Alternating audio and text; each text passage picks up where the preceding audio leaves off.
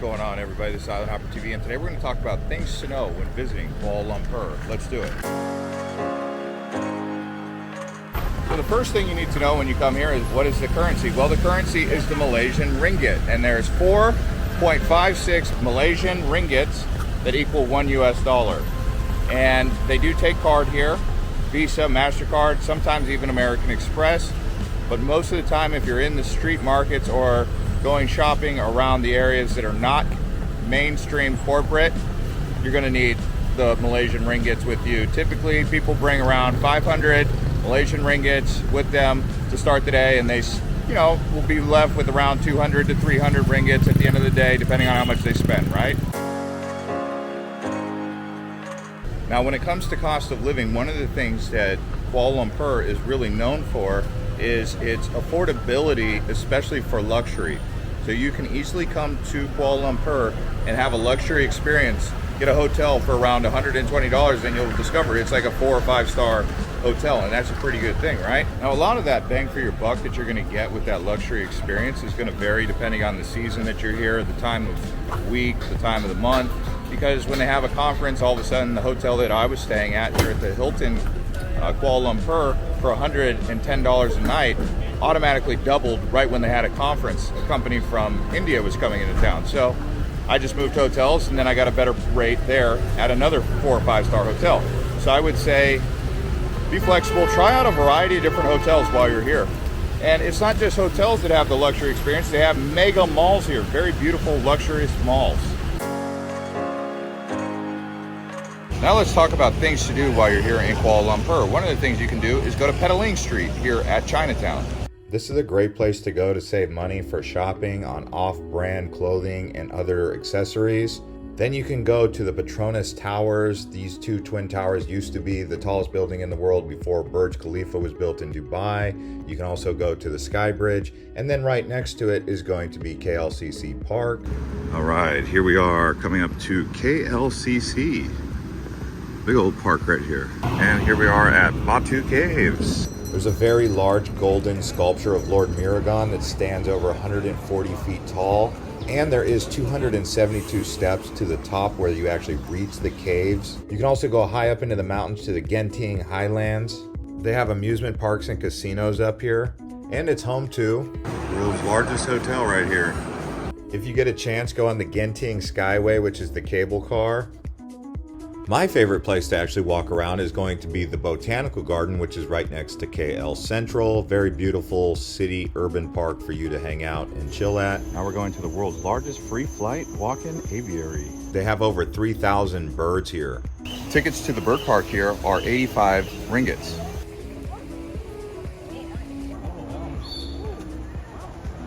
Now here we are at Brickfields. This is also known as Little India.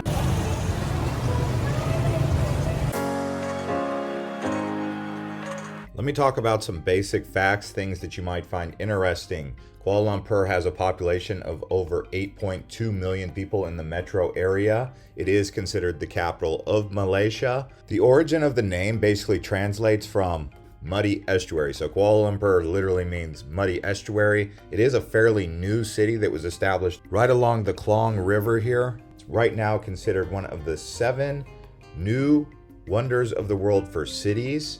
The second tallest building in the world is actually here, known as Merdeka 118. It's declared 95% complete as of right now, making it the second tallest building in the world. Next up, let's talk about hotels and accommodation here in Kuala Lumpur. As you can hear, the rain is coming. Let me show you my room real quick. Yeah, so there's rain and lightning outside right now. This is actually at the Aloft Hotel, but let's talk about this subject. So you get luxury here for a great price. This is the Aloft. I stayed at the Hilton. I also stayed at an Autograph Marriott, and I feel like the prices are fantastic. I've yet to pay more than $120 a night, and I feel like I've gotten 5-star experience. One of the things about Kuala Lumpur is you can get luxury experience that you would get in Dubai or New York or someplace else for over $500 a night. So let's talk about this. You can get a luxury experience in Kuala Lumpur for a very reasonable price. Like I said, the Hilton and the Marriott, Those hotels cost me around $120 per night, under $150. In New York or in other big cities in Europe and across the world, that same experience is well over $500 a night, okay? So that's one of the things that's really nice about Kuala Lumpur is you can get a luxury experience with rooftop pools, rooftop bars for under $150 a night. That's been my experience so far. Now let's talk about the weather here in Kuala Lumpur. So I'm here during July, and in the afternoons it's sunny, and then around 2 or 3 o'clock it starts to become very cloudy, and then by 3 or 4 it starts downpouring rain up until around 6 p.m. and it seems like every single day it's doing that. So Kuala Lumpur does have a rainy season, and then they have a dry season. Rainy season is generally March and April when it's most humid with the main monsoon season, and then October to November. I was here in July and it rained a lot while I was here. So it rains a lot in Kuala Lumpur. Now, because the weather can be so dramatic here, you do want to consider bringing some rain clothes, like a rain jacket, but it's muggy. It's never going to snow here. Even in the Bintang Highlands, it's still not going to snow. By the way, the Bintang Highlands are 2 hours away. Now let's talk about arrival into Kuala Lumpur. So there is 2 airports. There's KLIA and then there's KULA.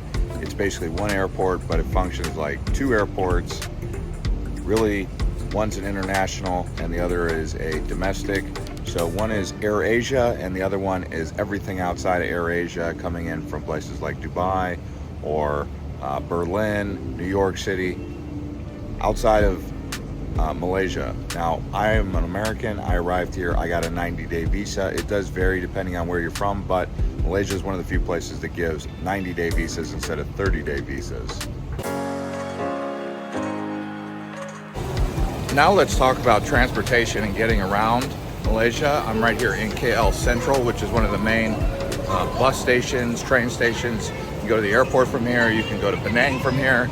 You can also take the tram and light rail all around the city. Let me tell you some more about this. Okay, so I'm going to go and inquire about getting a train ticket to Penang. Let's see how this goes. Now, when it comes to transport by car, you have taxi and you have Grab. I've noticed that Grab is much more affordable than taxi.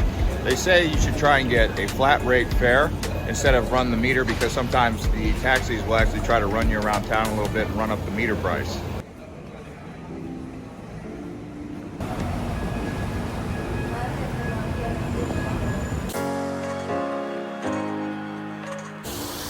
Now let's talk about the people. So there is the local Malay, the Malay people.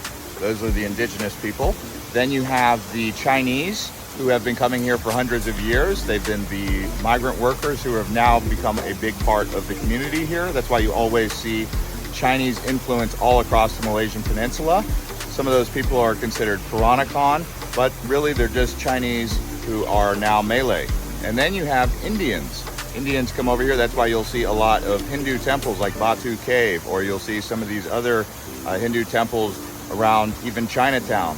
So those are the 3 main people. Now, as far as their friendliness, they're all friendly. They're all very happy, go-lucky people. You know, you walk around, you get smiles, and can easily interact with them. As far as speaking the native language, though, I would say that 70% of the people speak fluent English, but you're still going to come across difficulty in communication here in communicating in English. Now let's talk about food here in Kuala Lumpur. So one of my favorite places to go is actually Jalan Alor, which is a walking street. You can go down here and see a wide variety of cuisine. They have Malay food, which is going to be like nasi goreng, nasi lemak. Then they also have foods like Thai food, Chinese, plenty of different Chinese options here. Barbecue. They also have seafood varieties. And then when it comes to fruit, you're going to have everything from something like this fruit lollipop that you see right here, pomegranate juice, all the way on down to something like jackfruit or durian.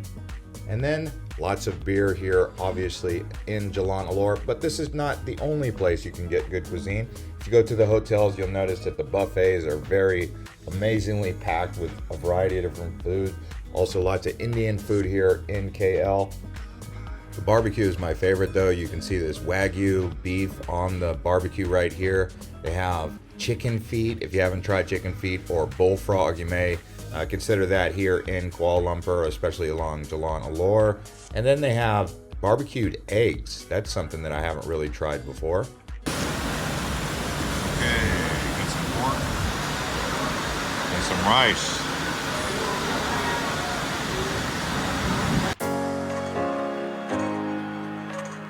Let's talk about safety in Kuala Lumpur. So generally it is a safe place, although it can get sketchy in some areas, especially at night. So keep that in mind. Generally walking around in the daytime, especially in the tourist areas like Jalan, Alor area, Bukit, Bintang, or some of those other areas, you should be fine.